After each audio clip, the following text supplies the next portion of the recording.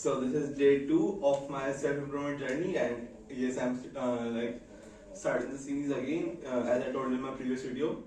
Yeah, so that's the beginning. So today was a really tiring day for me actually, as I hoped for, or I had my preconceived notion for it, that my audit, first day of my audit would be really good, and I should not have that much expectation from it. It was not that bad, but it was not that good either. The thing with audit is the problem with it is very tiring process. Like it is very monotonous and very repetitive. Like what I did, it was vouching and verification, as people know it. Like matching the sales amount from the actual entries in the books of account, invoice, so that we can confirm. And it was somewhat fun at the start, but then it became very tiring, and it was not that good at the end. Still, it was bearable. See, but I learned a lot from my senior. Uh, they really explained me what the thing was, how actually I'm going to proceed in the audit, what steps I actually want to do in this audit, and it was really informative for me. So that was a really good experience. I wouldn't say much about it because I cannot share the specifics of the audit because of the ethical reasons and many more reasons. Alright, that's it for the reasoning. Now let's talk about something else that I'm actually excited to talk about. So I've been thinking a lot of making a video about this. See, when I first purchased my laptop, like this laptop that I'm in front of me right now. So I did a lot of research. I watched a lot of YouTube videos. I read a lot of articles. I compared a lot of CPUs, GPUs, RAM, like RAM speeds, which RAM should I buy, which processor should I buy, what generation should be, 13th generation, 12th generation, 14th generation, Core Ultra series, whatever the shit is, GPUs 4050, 4060, 8 GB VRAM, 6 GB VRAM, so there are a lot of configuration. So what I'm thinking is, I'm thinking of making a video compiling these all details and making sure like what laptops you should buy at what price range. See, what I'm thinking is, like everyone does is what I'm going to talk about. What they tell is, these are the specs and these are the prices. That's it. But nobody tells about the requirements. Like very few tells you about the requirements. So first of all, you have to choose what actually the purpose of using the PC or the laptop is.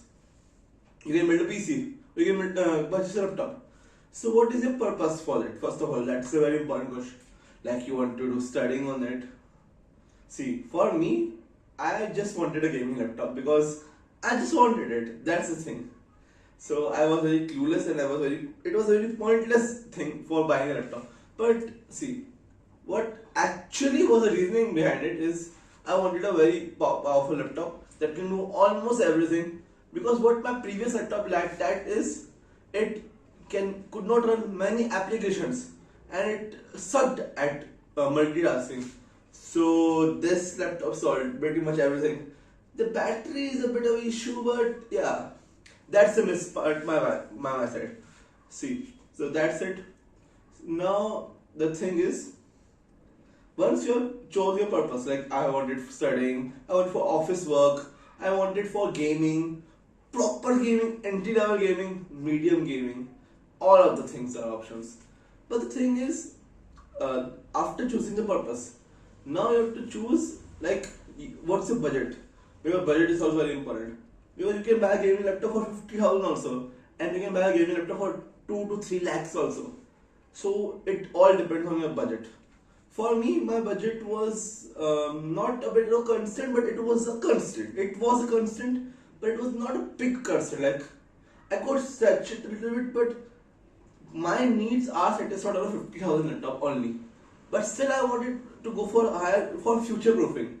See, when you're buying for a laptop, you also have to get future proofing also. Future proofing is also a really good thing, because what if in next 5 years your CPU isn't that powerful, your GPU isn't that powerful? Because nowadays upgrading laptop is not like 20 years and then upgrade laptop. Now technology is upgrading faster. You have to upgrade your laptop every 5 to 10 years maximum. 10 years is also a big stretch. I'm saying 5 years is a good spot, because the thing is technology is upgrading. Like just imagine 5 years ago the generation was like 8th generation, 9th generation, 10th generation, that's it. But now they are 13th generation, 14th generation, Ultra series, Core Ultra series. So that's a really improvement. The thing is, every successive generation, the performance of CPU, GPUs upgrade, and the programs and the processes also demand more power. See, let me give you an example. Previously, in many of the systems, I've said, I've saw that they use Windows 7, now Windows 7 or Windows XP, Windows Vista, but now almost everyone is on Windows 10, even on Windows 11 nowadays, because everyone needs to improve, because most of the modern applications require latest Windows versions. So that's the thing. Now that's done, you have to go for future proofing also. And also, one of the most important considerations that people mostly forget about is storage. Yes, storage. The thing is, I am talking about from my experience. So from my experience, I just didn't look at my storage problems, and now I'm facing a problem. Like I have games of 100 GBs, 150 GBs, and my storage is only 512 GB. So I liked that part, but that could be fixable. But that's not an issue. But you should not have that issue in the first place. So always look at storage also. Storage is a really important thing to look at when buying a gaming laptop or any laptop, because see, files will be getting bigger and bigger. So at least having 1 TB of storage is recommended in 2025. Also, one thing also people lack at is brand. People generally go for the cheaper option or more expensive option or middle of the line, but they don't go for brand specifics. You have to see which brand is actually giving better things. Even if the brand is charging you more for such amount, if it is providing better things, then you should always go for that brand.